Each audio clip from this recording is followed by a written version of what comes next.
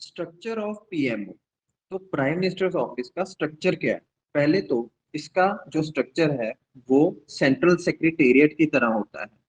जिस तरीके से सेंट्रल सेक्रेटेरिएट में बाकी डिपार्टमेंट्स में ऑफिसर्स होते हैं, secretary, additional secretary, joint secretary, हमने पिछली वीडियो में बात भी किया है। तो उसी तरीके से इसमें भी ऑफिसर्स होते हैं। प्रिंसिपल सेक्रेटरी हेड करते हैं, उनकी हेल्प के लिए एडिशनल सेक्रेटरीज होते हैं, जॉइंट सेक्रेटरीज होते हैं, deputy secretaries, under secretaries, officers on special duty. तो उसी तरीके का स्ट्रक्चर है। इसमें जो अपॉइंटमेंट होती है, तो बहुत सारी पोस्ट ऐसी होती हैं जो प्राइम मिनिस्टर की पर्सनल चॉइस होती है।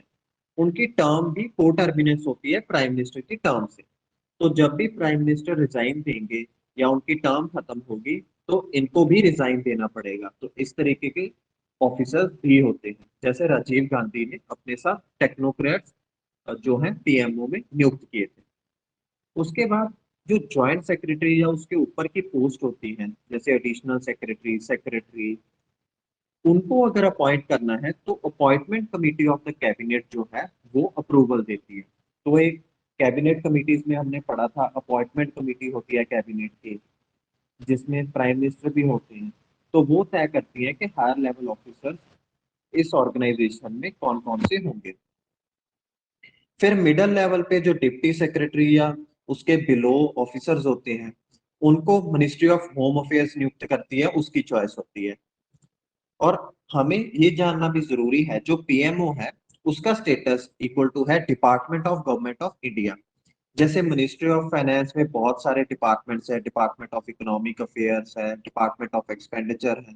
इसी तरीके से बाकी मिनिस्ट्रियों में होते हैं, तो डिपार्टमेंट का हेड जैसे सेक्रेटरी होता है। तो पीएमओ भी एक तरीके से डिपार्टमेंट है गवर्नमेंट ऑफ इंडिया।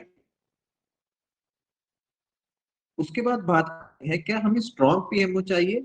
तो यहाँ हमें एक प्रोफेशनल एडवाइस देने वाला स्ट्रॉन्ग पीएमओ चाहिए मॉडर्न डेमोक्रेसी में, क्योंकि इंडिया एक लार्जेस्ट डेमोक्रेसी है और उनके चीफ एग्जीक्यूटिव होते हैं प्राइम मिनिस्टर। तो वो तो स्ट्रांग होने ही चाहिए। और मॉडर्न गवर्नमेंट्स में काफी सेंट्रलाइजेशन हुई है।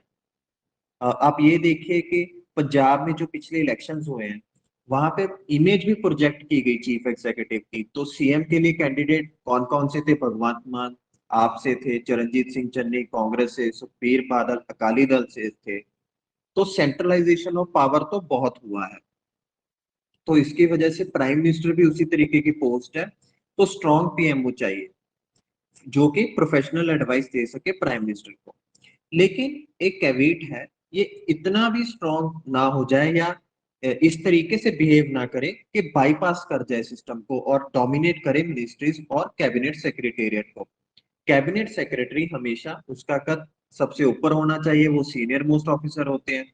और कैबिनेट सेक्रेटेरिएट सीनियर ऑर्गेनाइजेशन होनी चाहिए पीएमओ से, क्योंकि उसमें जो कैबिनेट है वो बैठते हैं काउंसिल ऑफ मिनिस्टर्स में। बहुत सारे जो कैबिनेट मिनिस्टर्स होते हैं वो इकट्ठे जब बैठेंगे तो उनकी पावर ज्यादा होनी चाहिए। इससे कलेक्टिव रिस्पॉन्सिबिलिटी प्रमोट होती है।